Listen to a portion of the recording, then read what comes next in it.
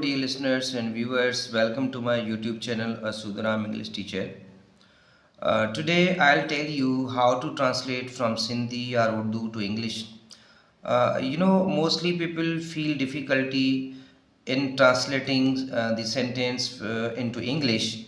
So for that, I have planned and I'll discuss with you certain steps which you will follow, and I hope that you can translate correctly. So for this, there are four steps. Number one step is before moving to translate. First of all, you should understand and follow these steps. So the number one is identify or understand the tense of that particular sentence.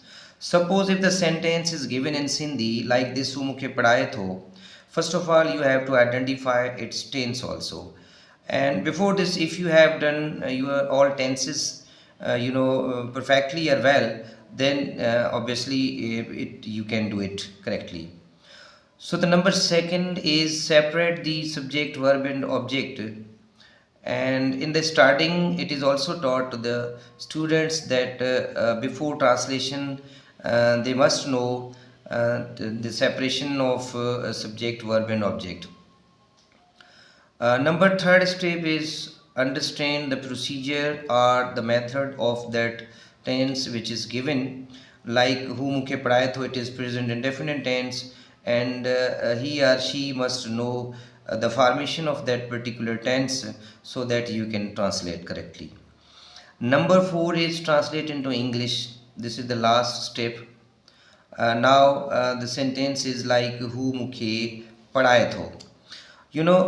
Padhaye tho, it is present indefinite tense. Number one step, padhaye tho means here we have identified the tense. Number first step is completed now. Second is separate the subject, verb and object. Here you see who is subject and padhaye tho, that comes in the end it is also verb, and mukhe is object, maful.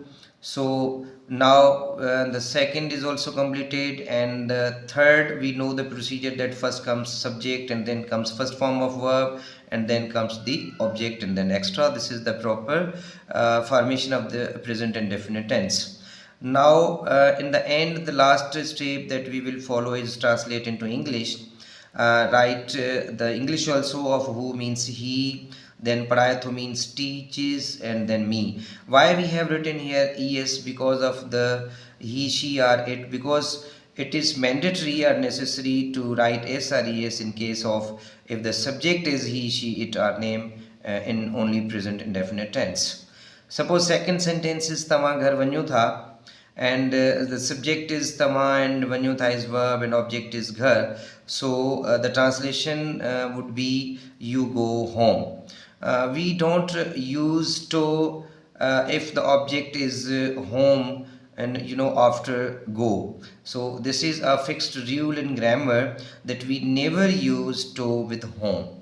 So dear guys, this was all about the translation, how to do translation from Sindhi or Urdu into English, because some of you may feel difficulty how to translate. So these are my own made 4 steps, and hopefully they will help you a lot.